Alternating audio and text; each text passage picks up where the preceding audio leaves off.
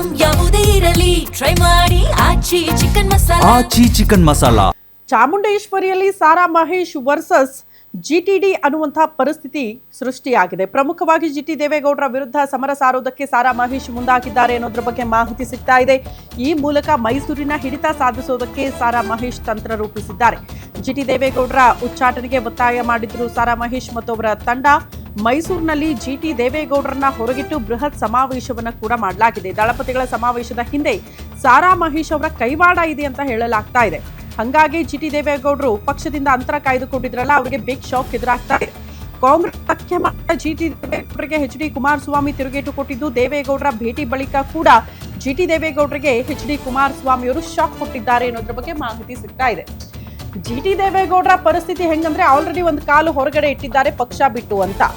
JDS ನಾಯಕರ ಜೊತೆಗೆ ಗುರುತಿಸಿಕೊಳ್ಳೋದಕ್ಕಿಂತ ಹೆಚ್ಚಾಗಿ ಕಾಂಗ್ರೆಸ್ ನಾಯಕರ ಕಾರ್ಯಕ್ರಮಗಳಲ್ಲೇ ಅತಿ ಹೆಚ್ಚಾಗಿ ಕಾಣಿಸ್ಕೊಂಡಿದ್ದಾರೆ ಜಿಟಿ ದೇವೇಗೌಡರು.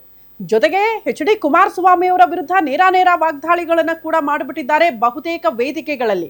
ಹಂಗಾಗಿ ಅವರು ಜೆಡಿಎಸ್ ನಲ್ಲಿ ಇದ್ರೂ ಕೂಡ ಇಲ್ಲದಂತೆ ಅವರ ವಿರುದ್ಧ ಕ್ರಮ ಕೈಗೊಳ್ಳಿ ಅಂತ ಸಾರಾ ಮಹೇಶ್ ಮತ್ತು ಅವರ ತಂಡದವರು ಕೇಳ್ತಾ ಇದ್ರು. ಬಟ್ ಜಿಟಿ ದೇವೇಗೌಡರ ಅನಿವಾರ್ಯತೆ ಪಕ್ಷಕ್ಕಿದೆ. ಹಿಂಗೆ ದೊಡ್ಡ ದೊಡ್ಡ ನಾಯಕರೆಲ್ಲ ಆಚೆ ಹೋಗ್ಬಿಟ್ರೆ ಪಕ್ಷದ ಪರಿಸ್ಥಿತಿ ಏನು ಅಂತ ಅರ್ಥಂತಹ ಹಿರಿಯ ನಾಯಕ ದೇವೇಗೌಡರು ನೇರವಾಗಿ ಜಿಟಿ ದೇವೇಗೌಡರನ್ನ ಭೇಟಿಯಾಗಿ ಸಂಧಾನ ಮಾಡಿದ್ರು ಕೂಡ ಯಾಕೋ ಆ ಸಂಧಾನ ಯಶಸ್ವಿ ಆದಂಗೆ ಕಾಣಿಸಲ್ಲ. ಈಗಲೂ ಕೂಡ ಪಕ್ಷದಿಂದ ಅಂತರ ಕಾಯ್ದುಕೊಂಡಿದ್ದಕ್ಕೆ ಎಚ್.ಡಿ. ಕುಮಾರಸ್ವಾಮಿ ಅವರು ಬಿಗ್ ಶಾಕ್ ಕೊಡ್ತಿದ್ದಾರೆ ಜಿಟಿ ದೇವೇಗೌಡರಿಗೆ ಅನ್ನೋದ್ರ ಬಗ್ಗೆ ಡೀಟೇಲ್ ಸಿಗ್ತಾ ಇದೆ.